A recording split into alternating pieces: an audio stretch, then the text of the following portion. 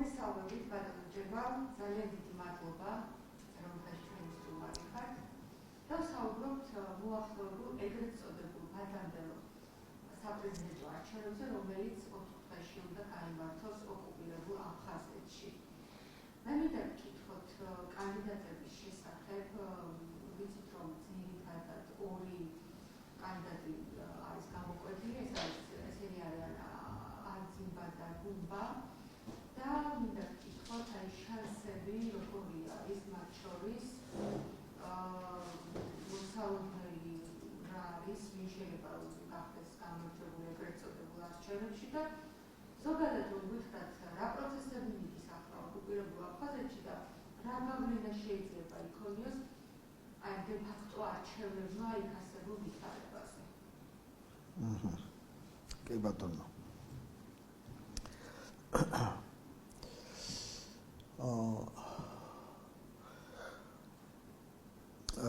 ეს არჩევნები, პირველ რიგში მადლობას მოგახსენებთ მოწვევისთვის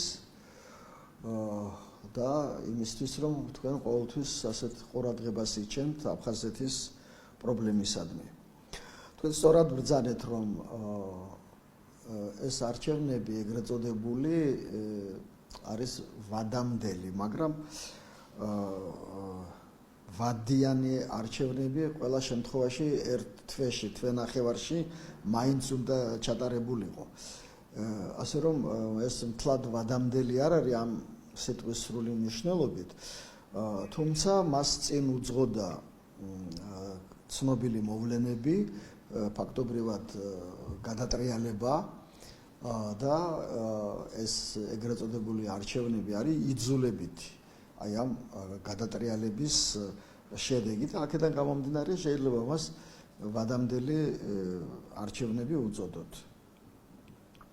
თქვენ როგორც ბრძანეთ, ორი კანდიდატი არის გამოკვეთილი, ერთი დე ფაქტო ხელისუფლების წარმომადგენელი ბადრა გუმბა და ადგურ არძენბა. არის სულ 5 კანდიდატი, მაგრამ დანარჩენ კანდიდატებს რეალური შანსი რომ გაიმარჯვონ ამ ეგრეთ წოდებულ არჩევნებში მათ არ აქვთ. ახლა რაც შეეხება ამ ორ კანდიდატს, როგორც უკვე ვთქვით, ერთი არის სახელისუფლებო და მეორე ოპოზიცია, თუმცა ბატონი არძინბა გახლავთ წინა დე ფაქტო ხელისუფლების წარმომადგენელი. ფაქტობრივად იქ უკვე აი ეს ორი ჯგუფი არის ჩამოყალიბებული აი ამ წლების განმავლობაში და ამ ორ ჯგუფს შორის მიდის ბრძოლა ხელისუფლებისათვის, რაც აფხაზურ საზოგადოებას პირდაპირ უნდა ითქვას ძალიან მობეზრდა, მაგრამ ჯერჯერობით მათ სხვა არჩევანი არ გააჩნიათ. ახლა ამ ორიდან, ორი რეალური კანდიდატიდან რუსეთი აშკარად მხარს უჭერს სახელისუფლებო, აი დე ფაქტო ხელისუფლების წარმომადგენელს ბადრა გუმბას და ამის ერთ-ერთი მკაფიო დადასტურება გახლავთ არამხოლოდ განცხადებები, რომელიც რუსეთიდან კეთდება, თუნდაც ხელისუფლების წარმომადგენლებისგან და ასევე მედია პირდაპირ მუშაობს ამ ბადრა გუმბაზე, რუსული მედია. ყველაფერ ამას დაემატა ახლა ვიზიტი ბადრა გუმბასი მოსკოვში. ის ჩავიდა იქ 5 თებერვალს. პირველი შეხვედრა მას ჰქონდა ჰუმანიტარულ უნივერსიტეტში, სხვათა შორის რომელიც მე მაქვს თავის დროზე დამთავრებული, ოღონდ მაშინ მას სხვა სახელი ერქვა. და ზუსტად იმ დარბაზში იყო შეხვედრა, სადაც ჩვენ გაერთიანებულ ლექციებს გვიტარებდნენ და ცოტა გული დამწყდა, რომ აი ასეთი სისულელეები ხდება ახლა იმ დარბაზში, სადაც ძალიან დიდი მეცნიერები კითხულობდნენ ლექციებს და მე მქონდა ბედნიერება მომესმინა ეს ლექციები. ახლა ეს განზე გადავდოთ, მე დაიწყო ძალიან მაღალი რანგის შეხვედრები. პრეზიდენტის ადმინისტრაცია, თავრობა, იქ ნოვაკი, ვიცე-პრემიერი და ფაქტობრივად ყველა წამყვანი მინისტრი, იქნებოდა ეს ენერგეტიკის, განათლების, ჯანდაცვის, აი ყველა ის მიმართულება, რომელიც ასე თუ ისე ჩართული არის პროცესებში აფხაზეთის ტერიტორიაზე.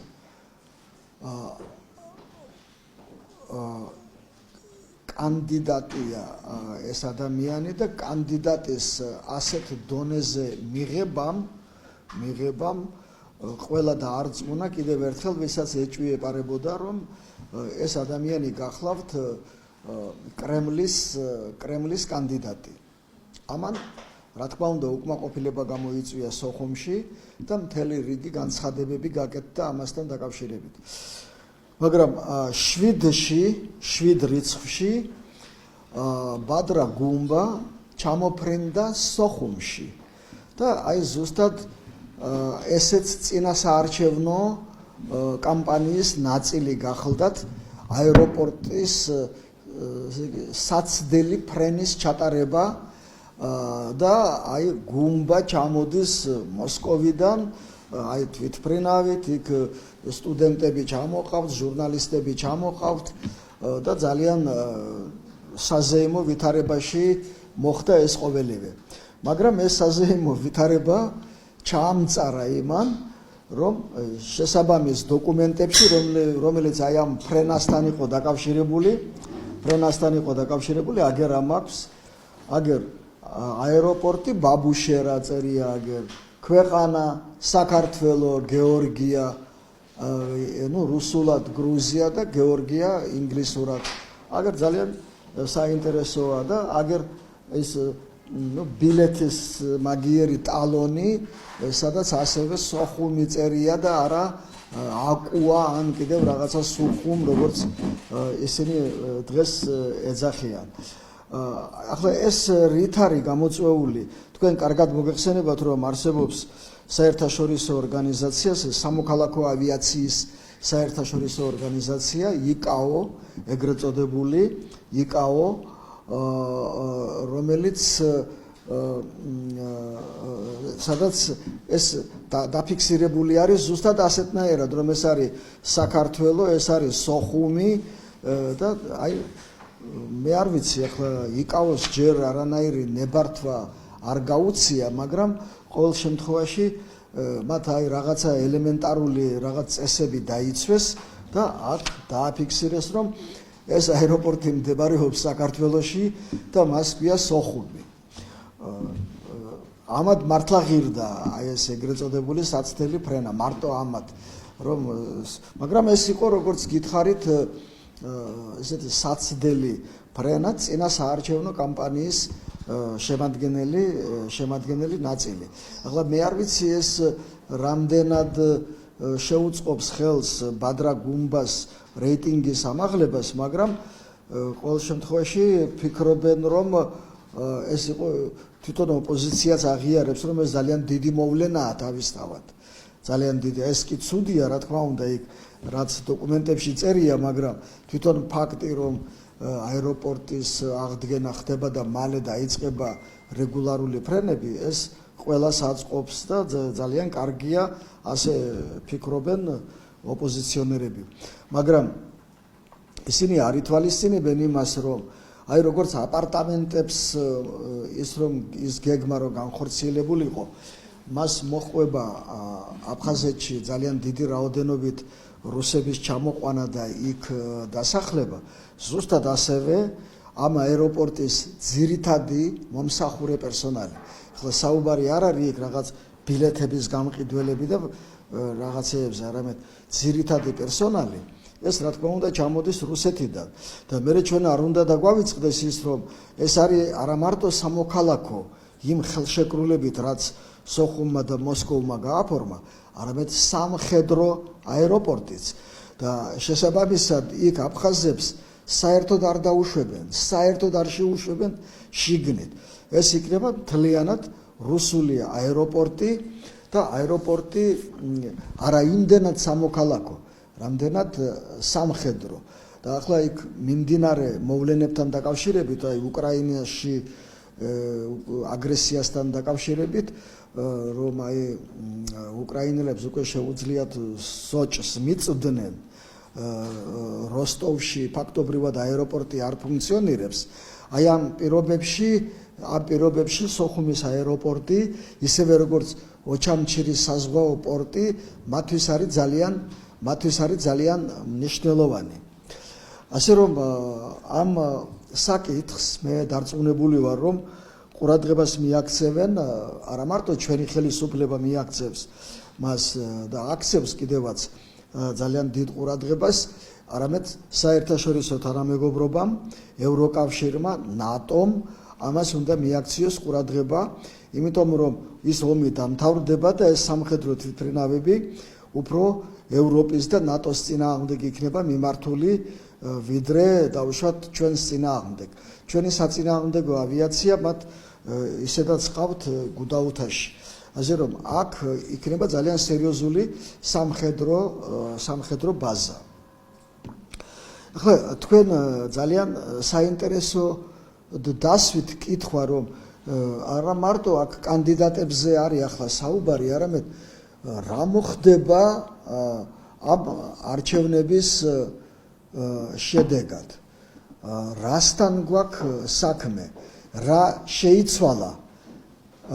შეიცვალა ბჟანიას გადაგდების შემდეგ და რა შეიცვლება ამ ეგრეთ წოდებული არჩევნების შემდეგ. ბჟანიას გადაგდების შემდეგ რა შეიცვალა? პრინციპში არაფერი არ შეცვლილა. არ შეცვლილა იმდენად, რამდენადაც პრობლემები, რამაც ბჟანიას გადადგომა გამოიწვია, ყველა ის პრობლემა რჩება დღემდე და ყველა ის პრობლემა დარჩება არჩევნების შემდეგაც. ანუ აი ეს საზოგადოებაში რამაც განხეთქილება გამოიწვია, რამაც აი ეს რევოლუცია დავარქვათ მას თუ აჯანყება გამოიწვია, ის მიზეზები დღესაც არსებობს და იმ ეგრეთ წოდებული არჩევნების შემდეგაც დარჩება.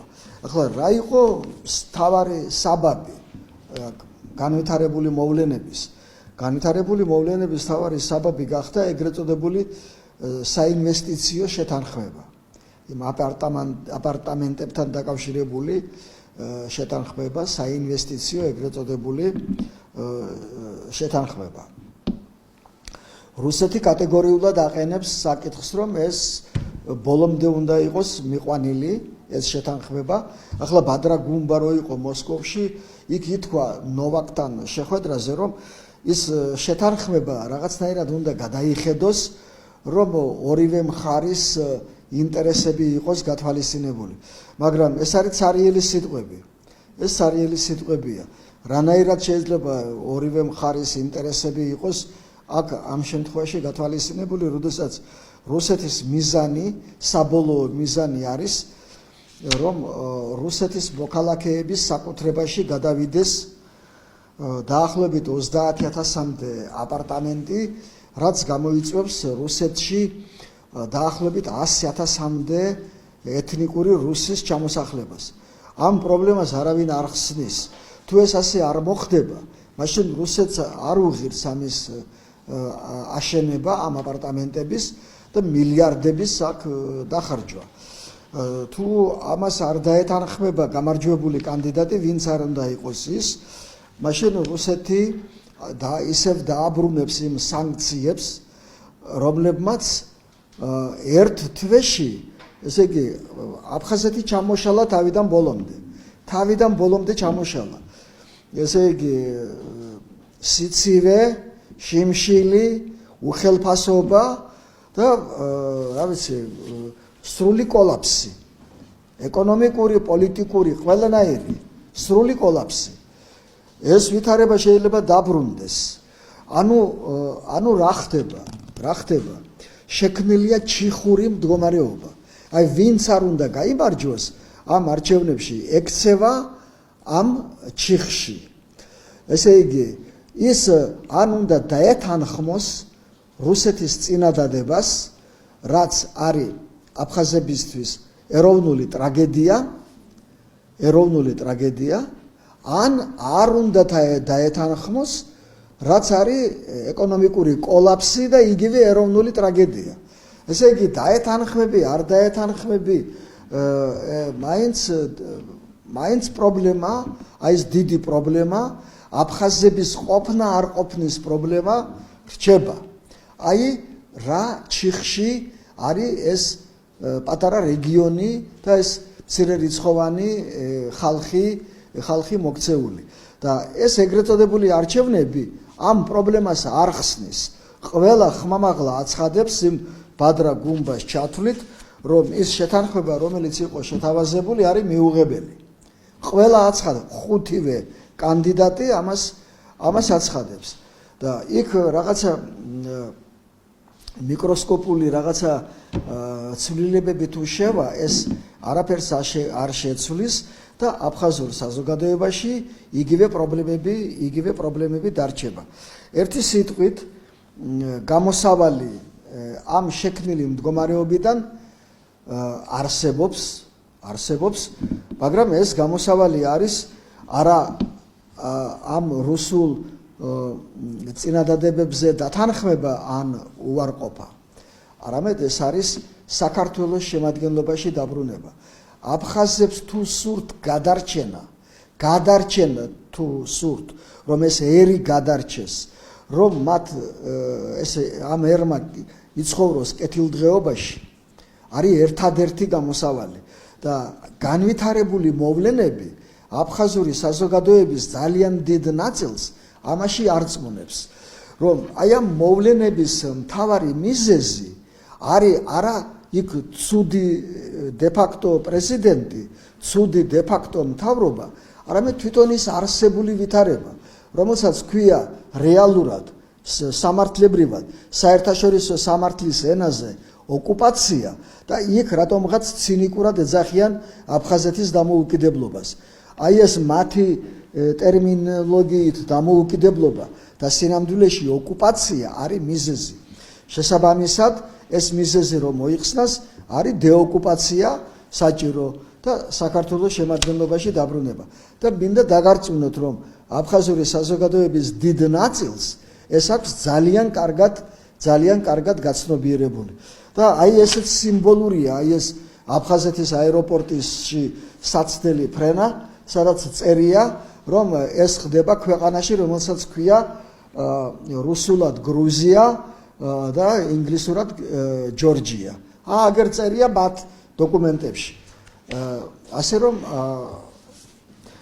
მოვლენების განვითარება იქნება კიდევ უფრო საინტერესო, ვიდრე იყო დღემდე. გუშინ გამოქვეყნდა ძალიან საინტერესო დოკუმენტი, რომლის შესახებაც უკვე 2-3 კვირაზე მეტი არის, რაც ცნობილია. ეს არის აი მოქალაქეობის ჩამორთმევა რამდენიმე ოპოზიციონერისთვის, რუსეთის მოქალაქეობის ჩამორთმევა. მაგრამ გუშინ გამოქვეყნდა ფსბ. აი ფსბ წარმოიდგინეთ, რამხელა უწყება, აი იმ ფსბ-ს დასკვნა ლევან მიქავასთვის მოქალაქეობის ჩამორთმევის შესახებ.